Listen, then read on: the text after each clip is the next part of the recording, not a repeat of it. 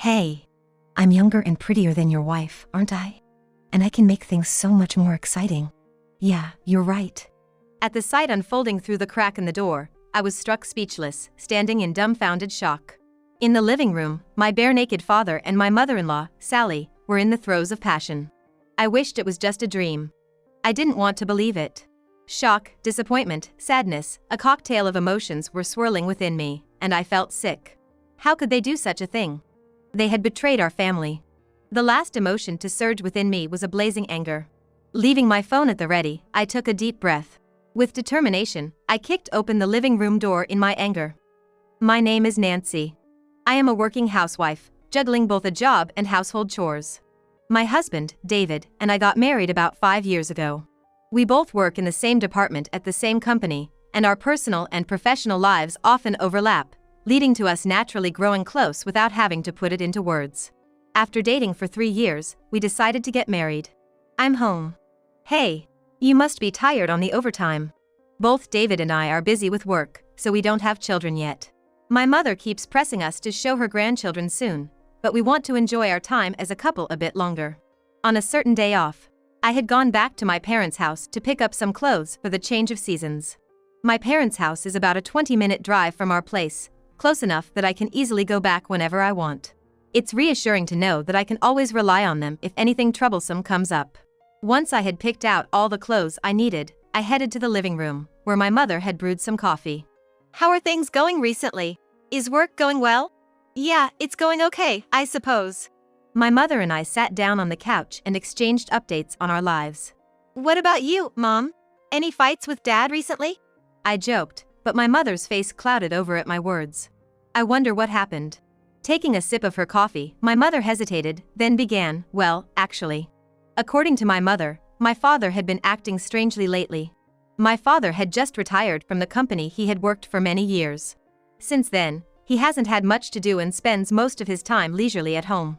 Could it be that he's just lost without work? My father has always been a workaholic, seldom spending time at home. The absence of work, which had been at the center of his life, could be causing him to feel lost and confused. I had heard about such cases before. However, my mother shook her head, saying, it's not just that. His attitude towards my mother seems rather cold. Take dinner conversations, for example. He used to chat about entertaining events from work or how much he enjoyed the lunch. Just harmless, casual talks. But lately, it seems like he's just silent, moving his fork and barely continuing the conversation when my mother tries to engage him. It's also become quite common for him to awkwardly stand up and retreat to his room when she sits next to him in the living room, saying he's tired. She mentioned an increasing frequency of this oddly distant behavior. Are you sure you're not reading too much into it? Maybe Dad's got stuff going on. Well, if that's all it is. I had that conversation with my mother, then headed home for the day. As I prepared dinner at home, I reflected on my conversation with my mother. I had told my mother not to worry, but something about it was nagging at me. If it was just my mother overthinking, that'd be fine. But if my father was dealing with something. My father's getting up there in years. Maybe he's sick or something, and he can't bring himself to tell my mother. If that's the case, I'd want to hear him out. Maybe it'd be easier for my father to talk to me about it, even if he can't bring himself to tell my mother. I decided to bite the bullet and ask Dad the next time I saw my father. The following weekend, I went home again. My mother works a part-time job every Saturday. Only my father should be at home. This would be the perfect opportunity to talk to my father without worrying about my mother. Thinking this, I unlocked the front door. As I was about to open the front door, as usual, I abruptly halted. From the slight opening in the front door, I heard an odd voice. I hesitated for a moment about whether to turn back, but then decided to identify the source of the voice and stepped into the entrance. I walked down the hall as quietly as I could. The voice seemed to be coming from the living room. As I got closer, I wondered again if I should turn back. No matter how you slice it, it was an unsettling voice to hear in the middle of the day. But I'd come this far. I couldn't just go back to such an ambiguous situation. Summoning my courage, I put my ear to the door and listened in. I heard my father's voice, sounding like he was enjoying himself. Come on, show me more. Hey, you're such an impatient one. In response, I heard a woman's voice. Of course, it wasn't my mother's. When I heard that voice, I was a bit shaken. My mother-in-law. It was unmistakably the voice of my mother-in-law, Sally. There isn't much interaction between my in-laws and my parents. They are not supposed to meet unless they are on some special occasion. How did this happen? Even though my mind was blank, I managed to stay calm. I haven't seen what's inside yet. There's a chance I might be misunderstanding. I wish it were a misunderstanding. The thought of a parent and an in-law in that kind of disgraceful relationship makes me feel sick. With trembling hands, I reached for the doorknob of the living room. Trying not to make any noise, I slowly opened the door just a crack. What I saw next almost made me faint. The first thing I saw were 2 sets of clothes, scattered messily. The woman whose voice I had heard was indeed my mother-in-law. And on the living room couch were the 2 of them, in the middle of the act. This can't be! The shock was like being hit with a blunt weapon, my head spinning. So that's why my father's attitude towards my mother changed. They betrayed us, and behind our backs, they were doing this. This shouldn't be allowed, as a parent, or even as a person. Especially taking advantage of when my mother's not around to do this kind of thing. I won't forgive this. I absolutely won't forgive this. After the shock, I felt a burning rage. Even if they're my parent and in-law, if they've wronged me, I'll get back at them. I'll make them pay double. With my phone in hand, I glared at the 2 still in the throes of their act. It didn't take a minute for me to get ready. Taking a deep breath to brace myself, I kicked the living room door open with all my might. What the hell are you 2 doing? Shouting with all the anger I could muster, the 2 of them jumped like scared rabbits, looking at me with genuine shock. After a moment of silence, my father, who seemed to have recovered quicker, ran off without picking up his clothes. Wait a minute! Stop! My mother-in-law followed my father in a flustered manner. I chased after them, determined not to let them escape, and locked eyes with my father as he was closing the closet door. With a loud thud, my father and mother-in-law barricaded themselves inside the closet. Before I could think, I instinctively grabbed the duct tape that was within my reach and quickly began taping up the closet door. Noticing something was amiss, they started banging on the door from the inside. Hey Nancy! What are you doing? Quit your foolishness! That's my line. You should know what you've done. I layered the duct tape multiple times and blocked the door with a storage box full of clothes. Without wasting a moment, I pulled out my cell phone and opened the contacts. Upon pressing the call button, I quickly got a response. Nancy? What's the matter? The person on the other end was my father-in-law. He seemed a bit surprised as I seldom call him at this time frame. Hello? I'm sorry to bother you, but I need you to come over to our old house right away. Upon raising my voice so it could be heard inside the closet, a scream from my mother-in-law echoed out. Then, the sound of the door being pounded increased. No, it's not like that, Nancy! He invited me! I did nothing wrong! What the hell? It was you who initiated this! Completely ignoring the ugly argument behind me, I quickly called David and my mother. About 30 minutes later, my father-in-law, David, and my mother gathered at our old house. Nancy, what's going on? You even gathered your mother and my father here. I hadn't told the 3 of them anything about the situation. I just need you to come here. That's all I told them, and I headed towards the back room. Perhaps they had calmed down after some time, as the sound of excuses and banging from inside the closet had stopped. Maybe sensing our arrival, the atmosphere was tense.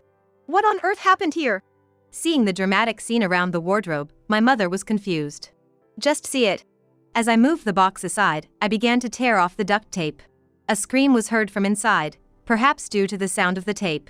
As I opened the door with all my might, my father and mother-in-law, who were unclothed, came out of it. What, Sally? No, John. In front of my bewildered father-in-law, my mother-in-law seemed to be at a loss for words. My father, avoiding our gazes, kept his mouth tightly shut. My mother, seeing my father in this state, seemed faint, and David quickly supported her. Well, let's hear your explanation. At my loud clapping and words, my father and mother-in-law visibly shook. After a moment of silence, realizing there was nowhere else to run, they began to talk about how they ended up in this situation. After you and David got married, we kept in touch occasionally.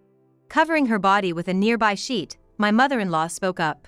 Apparently, at first, they were just talking about their personal lives and complaining about stuff over the phone. Over time, they started to see each other as more than friends and began to go out together. Then, after they'd been out drinking one day, in a drunken haze, they did that kind of thing. I couldn't stand to listen anymore and was about to cover my ears when my father-in-law, who had been silent until now, stepped forward. Startled, my mother-in-law clung to his feet. I'm sorry. I won't do anything like this again. You'll forgive me, right? Right? My father-in-law didn't say anything, just stared at her as she began to sob uncontrollably. After a heavy sigh, he said, "Sally, we're getting a divorce." Hope drained from my mother-in-law's face. She had expected forgiveness, not this. No! Don't say things like that! Why are you being so harsh? Harsh? Look at what you've done. Aren't you ashamed of yourself? David, who had been supporting my mom, also came to stand next to my father-in-law. David seemed really angry too. In a quiet but sharp tone, he chastised his mother. Usually, my kind-hearted mother had a stern look in her eyes this time, directed at my father. After a glance at my mother, my father averted his eyes, staying silent. If that's the attitude you're going to take, I'll respond accordingly. Let's get a divorce, we should too. Whether he had anticipated this or not, my father still didn't say anything. As for the divorce, both of you should divide the property to us. At my mother's firm words, my father finally reacted. What? I can't do that! That's right! I don't have that kind of money! I'm retired, for crying out loud, echoed my father, and my mother-in-law joined in the criticism. After looking at them coldly as they made a pathetic fuss, I pulled out my phone. So, I can do whatever I want with these pictures, right? As soon as they saw the screen, they both gasped and froze. On it was a clear image of the two of them in the act. They clearly hadn't expected to be filmed, their faces turned a hilarious shade of green. I also have a video, by the way. If this goes to court, my mother and father-in-law can submit this as evidence. It'll definitely turn heads in the courtroom. To be honest, I wanted to delete it right away. I didn't want to keep such a disgusting thing. But if it would allow me to hold these two accountable, I could endure. Let me teach you something since you don't seem to get it. Okay? If you do something bad, you have to face the consequences. If you have any sense left, accept it gracefully. Okay. When I calmly stated this, my father fell silent again, and then reluctantly agreed to pay the division of property. About a week after that incident, my mother and my father, and my father-in-law and mother-in-law, all filed a divorce. My father was kicked out of the house and now seems to be working day jobs. The other day, my father reached out to me saying, "I can't afford it anymore, I need your help." After I hung up on him, saying, "Why don't you take responsibility for your own actions?" I haven't heard a thing from him since. According to David, his mother has quit being a stay-at-home mother and is now juggling several part-time jobs. As I was relaxing in the living room, David, looking quite frustrated with his cell phone in hand, approached me. "Hey, is it your mom?" "Yeah, I wish she'd just let it be." Apparently, my mother-in-law has also been reaching out to David several times, asking him to take care of the living expenses and accusing him of forgetting the kindness of his mother who raised him. David has been rejecting all her requests. I finally lost it and got pretty angry with her because she just wouldn't stop. Good job. I hope she doesn't bother you anymore. Yeah, I've blocked her number. If she still manages to get through, I'll change my number. Whether the blocking worked or not, we haven't heard from his mother since that day. And so, on a day off once all the chaos had been resolved, my cell phone, which was on the table, rang. It was a call from my mother. "Hello, Mom?" My mother had quit her part-time job because she had received a large sum of money from the division of property from my father. Also, my father-in-law, who was at the crossroads of whether to sign a re-employment contract after retirement and without hesitation, doesn't need to take care of his ex-wife anymore, so he chose to retire. How about we all go on a vacation sometime? Of course, with David's father as well. That sounds great. When shall we do it? This whole ordeal brought our family closer together. Recently, we have been going out together as a family more often. I've always liked being in a lively crowd, so this made me quite happy. Every cloud does have a silver lining. As I discussed travel plans with my mother, I couldn't help but smile, thinking about our future. Your parents are no good. Never invite them to our home. As my overbearing mother-in-law started to practically live with us and her constant harassment wore me out mentally and physically, my husband vehemently opposed when I tried to invite my parents over to our home. Why is it that your mother is allowed but my parents aren't? Because they're country bumpkins and it annoys me to be around them. Besides, you know that my mother and your parents don't get along, right? What if she gets stressed and falls ill? Anyway, who do you think allows us to live in this luxury condo? I don't need a wife who opposes me. If you're going to talk back, you can get out. David, uncaring of my feelings, turns back to the TV, sipping his coffee. In the height of my anger, I quietly approach him from behind. My name is Nancy Smith. 5 years ago, I married David, and we started our life together in a small apartment.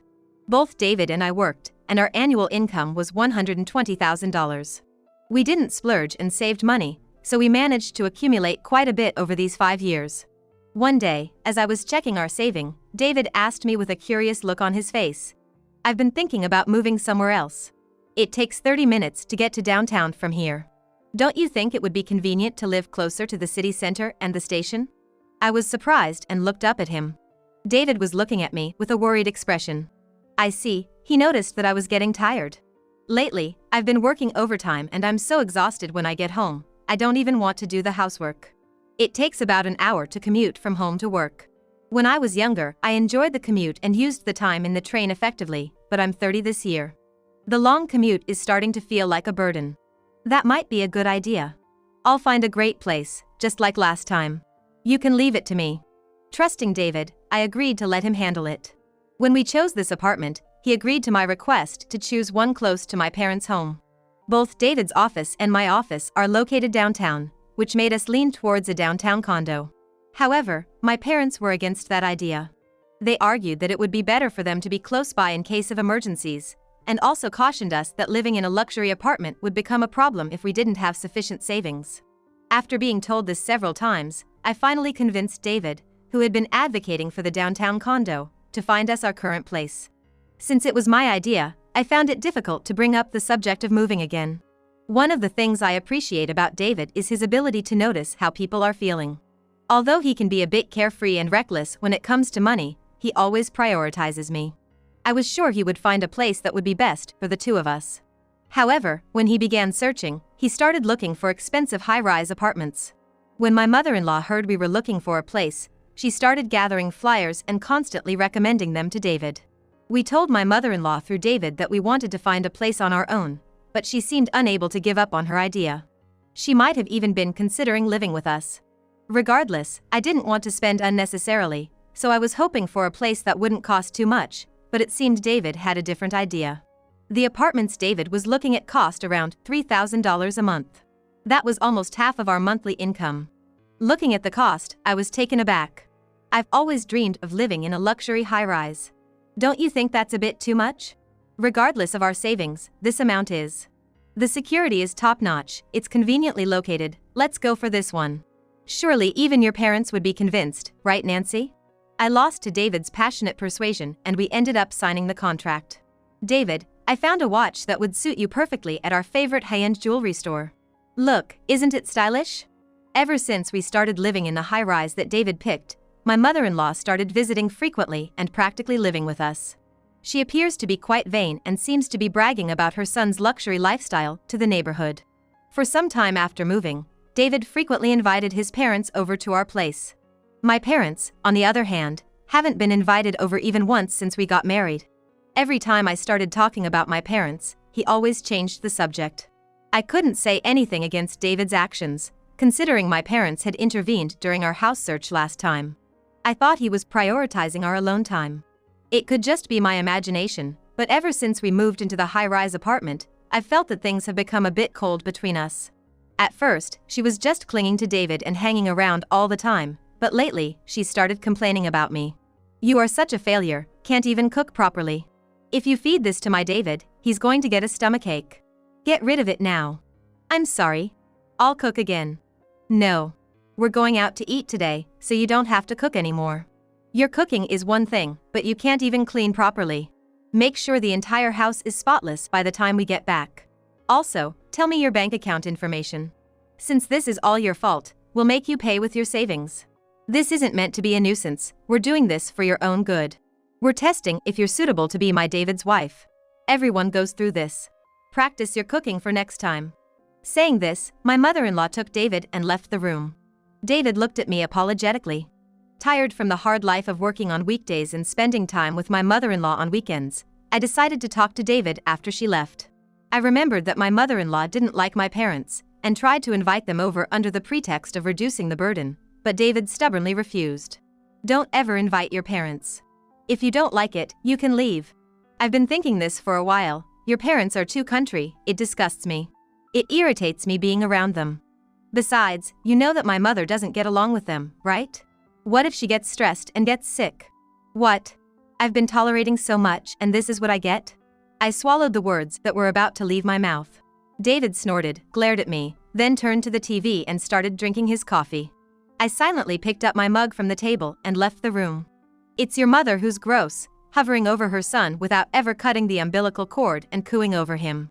I wanted to fire back. But perhaps David had meant what he said. That thought kept me from retorting. I tried talking to David several times about how his mother was becoming a burden, but he just brushed it off or sided with her. I also could not accept that we were not allowed to invite my parents. On top of that, David's attitude towards me grew colder and colder, and there were times when he treated me like a housemaid. How can he be so arrogant? Does he truly understand the situation? What happened to the kind man he used to be? We're not living in this apartment solely because of him, are we? I'll never forgive him. Finally, I couldn't stand it anymore and I made a decision. I'm moving out today. Don't regret it later. David's attitude remained unchanged. He seemed to think, let her do as she pleases. Perhaps because I hadn't mentioned divorce. Disgusted with the tiny part of me that was still hopeful, I left the room for the time being. Just 2 months after moving into the apartment, I decided to pack up and move back in with my parents. Speaking of which, I hadn't properly told my parents about moving to the apartment because things were so hectic. When they saw me suddenly back home, they were in a state of panic. What happened with David? Why didn't you tell us about the move? What about your job? They bombarded me with questions. However, in the end, they welcomed me warmly. I gave them the exact address of the apartment where I had been living with David until recently. If it's an apartment in this neighborhood, then it's managed by our company. Didn't that bonehead realize? I thought I had told him that it could be useful for future house hunting. Is that true? In that case. I remembered the condescending look on David's face and couldn't help but smile a grim smile. As it turns out, the apartment was managed by the company run by my father. To add to that, I was informed that there was an unbelievable footage on the surveillance cameras. I asked my father to show me the footage. I've never seen this woman before. Was he cheating? Unbelievable. The footage showed David deliberately coming back to the apartment during the time I was at work. Then after a while, an unfamiliar young woman entered the apartment. She was a flashy woman with lots of expensive-looking jewelry. Looking at other footage, there were images of him having secret meetings with different women. Despite the trust one had, to think I was betrayed long ago. There were no signs, like the scent of another woman in the apartment. How did he cover it up? I was certain of David's infidelity and decided to get a divorce. Payback time. So the words he swore in front of us at our wedding were a lie. I thought he was a bit of a playboy, but I never expected it to be this bad. I'll help out for Nancy's sake. My father and I headed to the detective agency to request an investigation into David's affair. The facts uncovered by the investigation surpassed our wildest expectations. David was currently having affairs with 2 women. The one he seemed most involved with was the daughter of a listed company. She seemed like a reserved and quiet lady. She could easily afford rent as high as the penthouse we lived in until recently. Looking at the list of women David has chosen, my suspicions turned into certainty. There was never love between us. The investigation by the detective agency was perfect, and every detail of David's affair was recorded in photographs. Even seeing these, I feel nothing. It's strange how cold I've become to someone I used to love so much. I wonder what kind of face he will make when I present all these facts to him. Thanks to the detective agency's investigation, it was also revealed that my mother-in-law was also living in the room in breach of contract. Finally, I've got all the evidence. Now I can get back at those 2. I pictured David clinging to me and smirked. I made a phone call to summon David and my mother-in-law. David, it's been a while. I need you to come to my parents' house right now. There's something important to discuss. The conversation will be brief. I'm a bit busy right now, and I don't know what this is about, so can we do it later? I'll call you back. David hung up the phone unilaterally. He's probably thinking I'm going to come back to him. What a shame. You will know what happens next soon. My father and I headed towards the apartment. It should be about time for him to meet his mistress. When we rang the doorbell, David came out. Long time no see, I decided to drop by. Oh, is there anyone with you? Sorry for the intrusion. Yeah, my friend. Oh really? A friend, huh? I casually tossed a bundle of documents from the detective agency at David. Pictures of the affair scattered across the floor, and the girl, a CEO's daughter who had heard the commotion, came out from the back. No, this isn't true, is it? She looked back and forth between the pictures and David, probably realizing what was going on. She seemed incredibly shocked, grabbed her bag and ran off. David stood there dumbfounded. Well, sorry to interrupt your rendezvous, but what's this about? Living here with your mother-in-law, who isn't a tenant, is a violation of the agreement. This apartment is managed by my company. Everything was reported to me, too bad. My father handed David documents related to contract violations. Unfortunately, I can't let you live here for $3,000 a month. If a contract violation occurs, appropriate action is to be taken as stated in the contract. All you need to do now is write your name here. David received the documents from my father without saying a word. He must have been in shock, struggling to comprehend what was happening. I pointed to the scattered papers at his feet, stifling a chuckle. And those photos on the floor. I had a private investigator follow you, so I know all about your affair. I even know about her. You took your sweet time saying you'd talk about it later, so I took matters into my own hands. She probably didn't even know about me, did she? But no, surely she did. I wonder if she'll ever come back to you. It's such a pity, she was a nice mistress to have. I told David that I decided to get a divorce. I'll never change my mind if he said something. Please agree with my decision. That's all I need from you. It'll be over soon, I told you that, didn't I? Finally grasping the gravity of the situation, David tried to plead with me. However, I paid no heed and made agree to file the divorce. The truth is, out of our annual household income of $100,000, I was making about $70,000. He must have found me quite the loss. After, unable to pay the monthly rent of $3,000 and the penalty for breaching the contract, David and my mother-in-law were forced to leave. I learned later that David had decided to quit his original administrative job while living with me, planning to start his own business, even though he was incapable of doing so. On the day I was moving out, he resigned in a grandiose fashion and was unable to take it back, thus ending up jobless. Now, I hear they live in an apartment over 50 years old. It's a one-room place with just a shower, and the rent is around $400. His mother says it's all David's fault for having an affair, and won't give him any support. David, with no money, seems to be having a hard time dealing with his self-centered mother who just loves to enjoy herself. I hope he understands a bit of how I felt now. If you don't live within your means, you'll end up like this mother-son duo, with your life falling apart. Living prudently rather than showing off might have less risk and lead to a happier life. I've decided that I will never end up like this mother-son pair.